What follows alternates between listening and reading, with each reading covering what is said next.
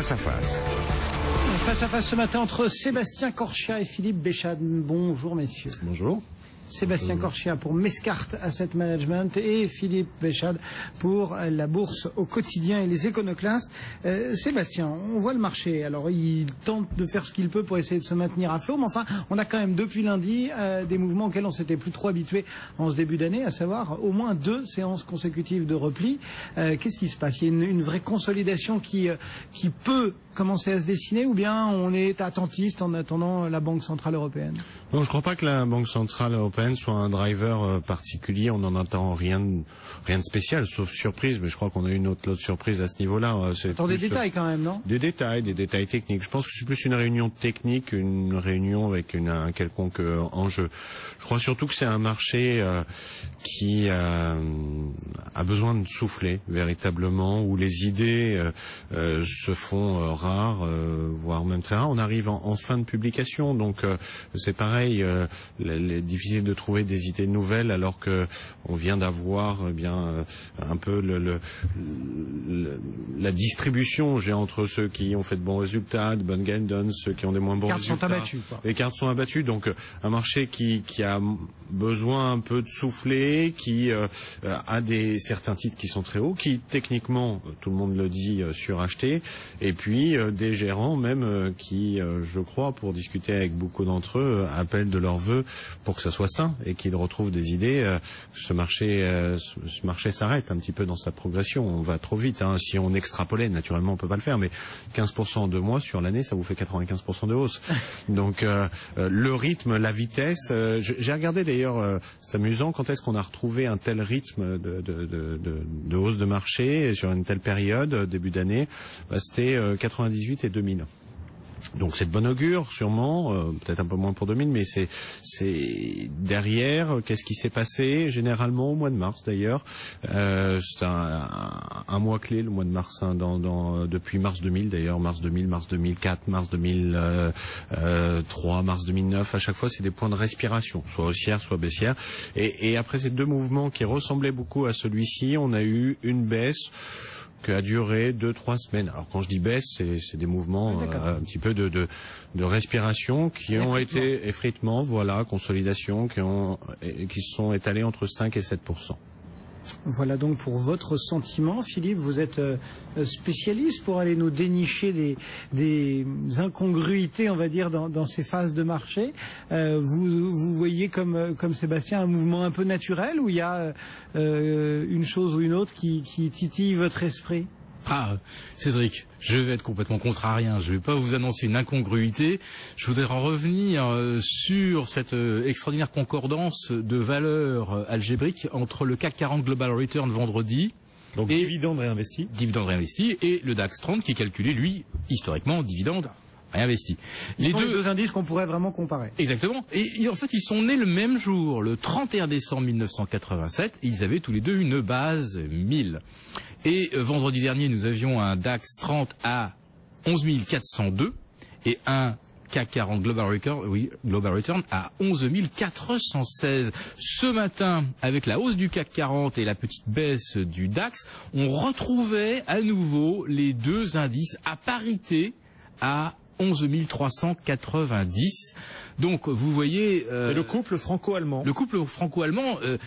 l'investissement en Allemagne ou en France procure quasiment sur 28 ans des retours identiques. Ce que vient de dire Sébastien est vrai. Il y a même 3 jours, lorsque le CAC 40 était à 4950, c'était même pas 95% de retour qu'on pouvait attendre sur l'année, c'était tout simplement 100%. Alors effectivement, cette accélération à la hausse en fin de vague haussière, par contre, il n'y a qu'une seule occurrence historique sur 30 ans. C'était novembre-décembre 1999.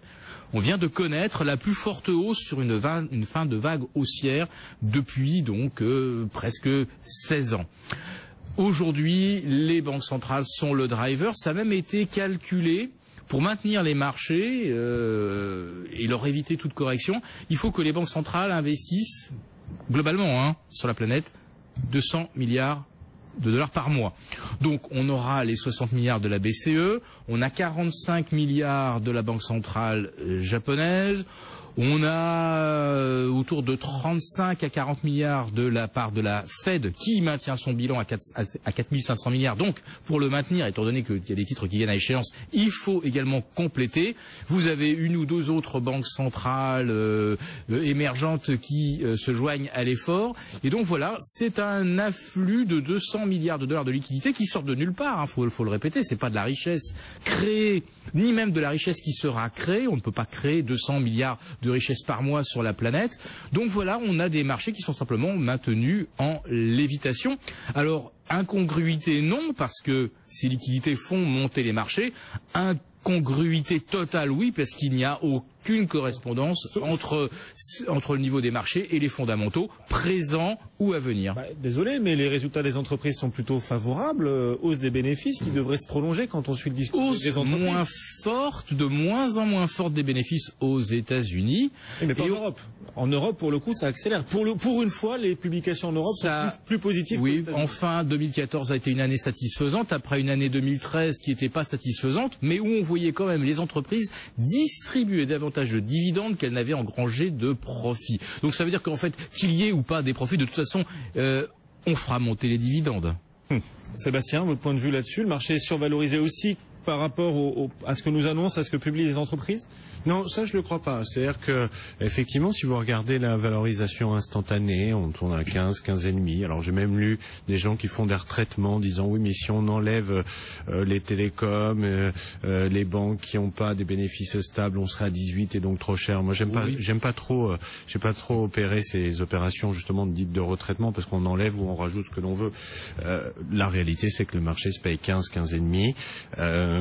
Et que, je pense, depuis le début de l'année d'ailleurs, pour la première fois cette année, on va avoir des relèvements de guidance, ou en tout cas des perspectives de bénéfices qui, au fur et à mesure de l'année, vont s'améliorer. Et donc, peut-être que le PER qu'on voit aujourd'hui en instantané, qui peut faire peur relativement aux 2-3 dernières années, on avait l'habitude d'être un petit peu en dessous.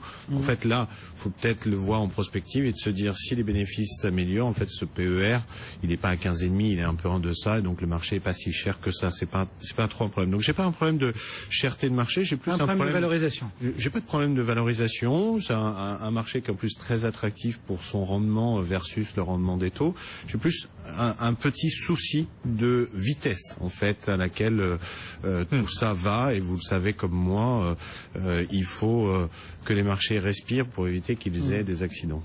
On poursuit ce face à face, messieurs, dans un histoire de faire bouger un petit peu ces lignes. Oui, moi je crois, parce que justement quand il y a eu des mouvements comme ça, alors qu'ils soient baissiers ou haussiers d'importance, il faut se poser quelques questions. Regardez tout simplement ce que le marché joue. Moi j'ai un point d'interrogation qui me gêne depuis 15 jours, 3 semaines, c'est de constater que cette hausse, quelque part, elle s'est faite, alors je ne sais pas si c'est la bonne image, mais avec le frein à main. Je m'explique. Vous avez eu, et c'est un constat que j'avais fait déjà il y a un mois, mais qui perdure, c'est-à-dire que c'est une hausse qui s'est faite essentiellement avec les valeurs que certains qualifieraient de défensives, d'autres de croissance, mais avec de la visibilité. Je pense à des L'Oréal qui sont au plus haut, je pense à des Essilor, des Sodexo, etc., voire aux champions de l'année dernière, des Orange. Donc des choses plutôt rassurantes et défensives, de croissance qui se paye cher.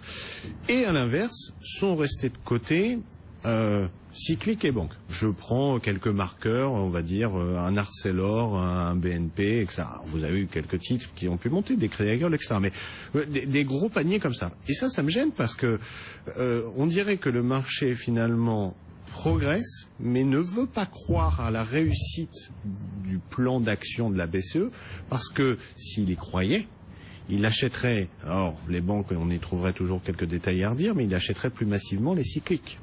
Et donc on dirait un marché qui se dit, bon, de toute façon, des investisseurs qui disent, ok, la BCE est là, les liquidités sont là, je sais l'impact que ça a eu le QE aux États-Unis ou bien au Japon, il faut que j'y aille, mais j'ai pas envie de prendre de risques. Donc en fait, aujourd'hui, la question que vous pouvez vous poser, c'est de se dire, est-ce que je crois que ça va réussir? Un de vos intervenants précédemment expliquait qu'il y avait des chiffres économiques qui commençaient à être des marqueurs d'une meilleure croissance, aussi bien la consommation que la confiance. Ben, si vous y croyez, je crois que c'est le moment, alors qu'elles ont été délaissées, de vous remettre plus sensiblement sur les cycliques et d'arbitrer un peu ces valeurs, les belles valeurs, mais qui là deviennent pour le coup un peu cher. Si certains peuvent ne pas y croire, Philippe, c'est parce qu'il y a encore quand même des doutes peut-être sur ce quantitative easing, sur la façon dont la Banque Centrale Européenne ou dont les banques nationales vont peut-être pouvoir le mettre en œuvre, par exemple avec ces 20% nécessaires à acheter en Allemagne, alors que l'Allemagne, a priori, ne sera quasiment plus émettrice au cours des prochains mois.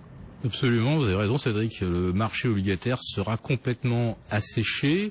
En Allemagne, il n'y a effectivement pas besoin d'emprunter, sauf si l'Allemagne voulait enfin se lancer dans un plan de rééquipement, alors beaucoup plus massif que les 5 milliards qui ont été annoncés, je crois, en début de semaine.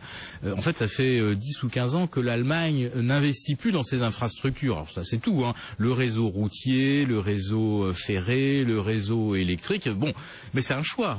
Voilà, l'Allemagne voulait exposer sa grande santé financière, sa magnifique santé financière pour donner des leçons au reste de l'Europe et avoir une parole qui porte. Maintenant, pour en venir à votre question, est-ce que la BCE va réussir ? Pourquoi pas ? Sauf que d'autres, avec des moyens beaucoup plus massifs, ont complètement échoué. C'est le cas de la Banque centrale du Japon.